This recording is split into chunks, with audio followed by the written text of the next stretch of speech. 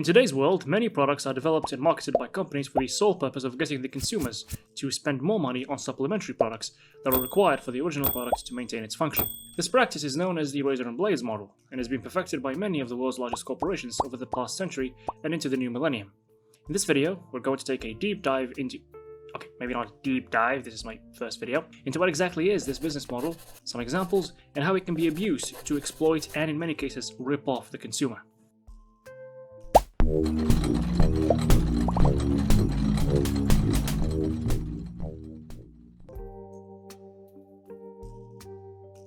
For some much needed context, we need to go back, way back, to the 20th century, when a certain inventor and businessman by the name of King Camp Gillette came up with the brilliant idea of designing the particularly successful variant of the safety shaving razor.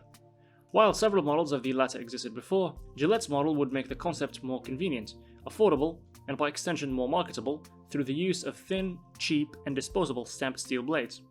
I see where this is going. So, this guy was behind the razor and blades model, right? Well, as it turns out, there's more to the story than just that. While Gillette is widely credited for inventing the model, he actually didn't. In fact, when his razor hit the market, it was relatively expensive, and it would remain so until the 1920s, until his patents expired, and the market was flooded with similar products by emerging competitors. Indeed, these buggers would go on to invent the model by selling the razors at very cheap prices, and then expect to make the money through the subsequent sales of the blades.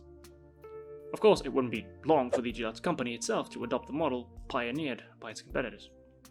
Now that we know the origin story, let's have a look at how this model is being used by today's big boys. Inkjet printers are probably the most prominent example of a tried and true razor and blades model, as printers are absolutely essential in a variety of fields and as such sell at a ridiculous volume. What you may not know, dear viewer, is that the vast majority of these printers are sold at a loss to stimulate sales. Printer manufacturers then expect to make money by selling the ink cartridges that are required for the printer to continue working. After the customer buys a few of these, the previously unprofitable printer is paid for and starts to turn a continuous profit so long as customers continue to swap their depleted ink. Nothing wrong so far. I mean, they gotta make the money somehow, right?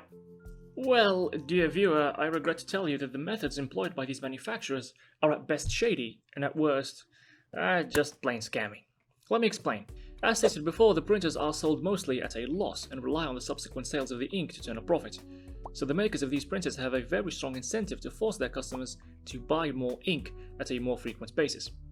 To this end, they resort to all sorts of scammy and exploitative practices to ensure you buy more of these. For starters, have you ever wondered why the ink cartridges are so bloody expensive? I mean, look at this, look at some of these. Some of these are almost the same price as some of the printers, and it doesn't take an expert to deduce that these overpriced pieces of plastic cost practically nothing to make, especially when said product is made by the millions of units under an extremely effective economy of scales. The excuse used by the manufacturers is that while the ink itself isn't expensive to make, the advanced technology behind it damn sure is. Kinda how CPUs, for instance, can sell for very high prices. It's not that they're expensive to make, it's that the R&D behind their technology is extremely costly.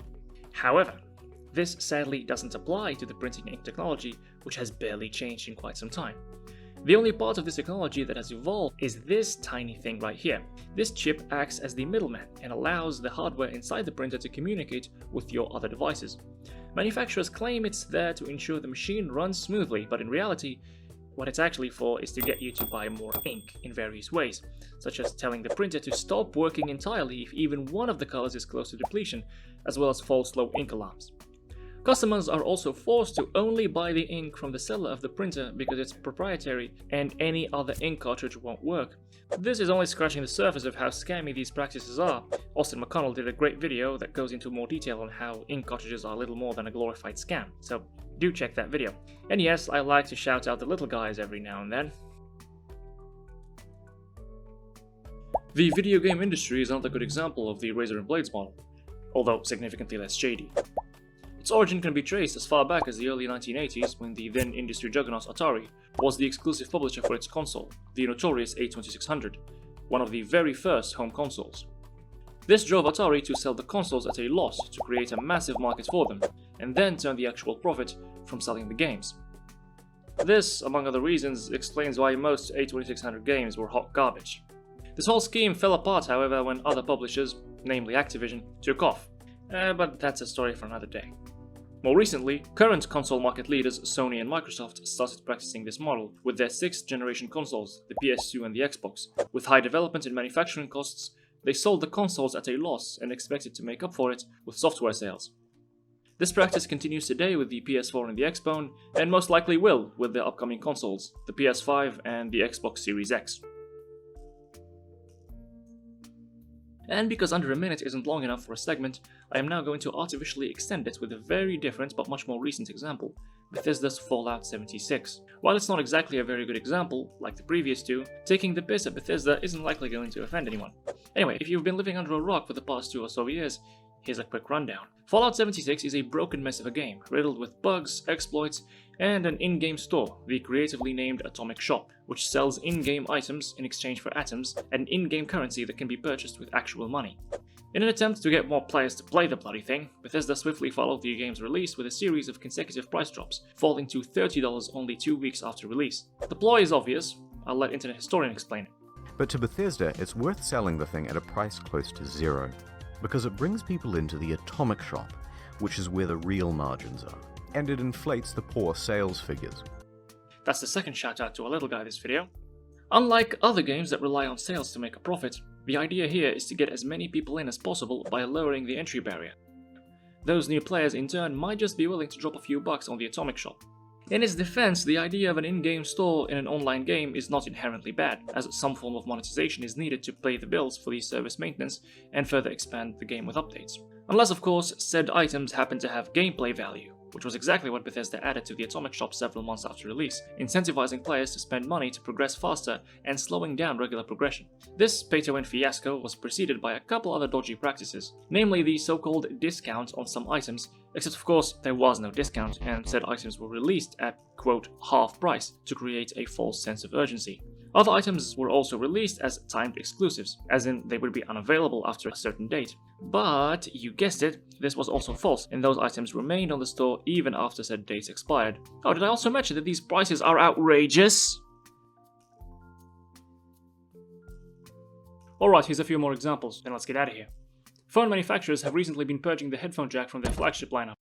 And no, that has nothing to do with the courage of our conviction. The real reason is to sell you their own wireless headphones. I'll let these prices complete this sentence.